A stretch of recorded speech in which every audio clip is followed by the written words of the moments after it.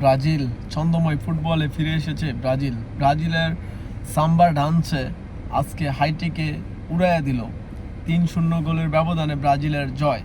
এই জয়টা খুব বেশি প্রয়োজন ছিল ব্রাজিলের জন্য। মরক্কোর সাথে ম্যাচ ড্রর পরে যেই হতাশা কাজ করতেছিল, সেই হতাশাকে দূর করার জন্য এরকম একটা ম্যাচই যথেষ্ট।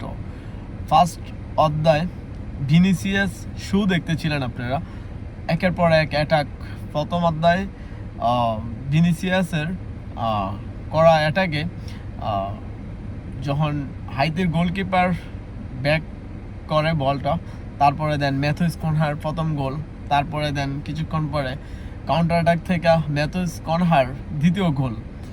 শুরুর দিকে রাফিনহার একটা গোল ছিল, যদিও এটা অফসাইডের কারণে বাতিল হয়ে যায়। রাফিনহা ছন্দ ফিরা পাইতে মরক্কোর সাথে যে ভুলগুলা করছিল, এই ভুলগুলা এড়াতে হাইতির বিপক্ষে দুর্দান্ত খেলতে থাকে শুরুর দিকেই। তবে ব্যাড লাক, ইনজুরি জড়িত সমস্যার কারণে প্রথম অধ্যায় শেষ করতে পারে নাই, তার আগেই মাঠ ছাড়তে হয়েছে রাফিনার। এখন পর্যন্ত তেমন জানা যায় নাই চোট ঘোরতর কিনা, তবে মনে হচ্ছিল যে সেই বার্সা থাকতে পায়ের গোড়ালির মধ্যে যে ব্যথা পেয়েছিল, ওইটা আবার অস্বস্তি বোধ করতেছিল দেখে মাঠ থেকে কার্লো আনচেলত্তি উঠাই নিছে। তারপরে ভিনিসিয়াসের গোল, প্রথম অধ্যায়ে তিনটা গোল।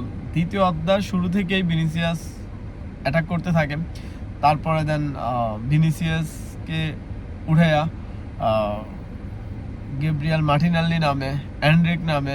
ম্যাথুস কোনহা যখন মাঠ ছাড়তেছিল, তখন সকল দর্শকেরা কোনহাকে সম্মান জানাইতেছিল দাঁড়াইয়া। আর কোনহা সুযোগ ছিল আজকে হ্যাটট্রিক করার, বাট তার আগেই মাঠ ছাইরা চলে গেছে।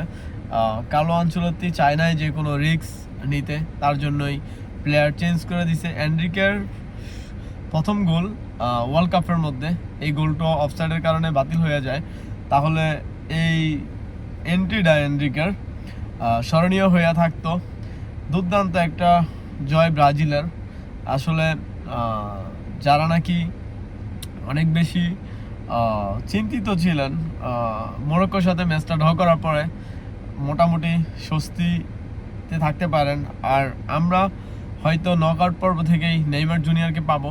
আমরা আমাদের অ্যাটাকের আরও ধার বাড়াতে নেইমার জুনিয়র দলের সাথে যুক্ত হইলে আমাদের অ্যাটাকিং লাইনটা আরও গোছানো থাকবে।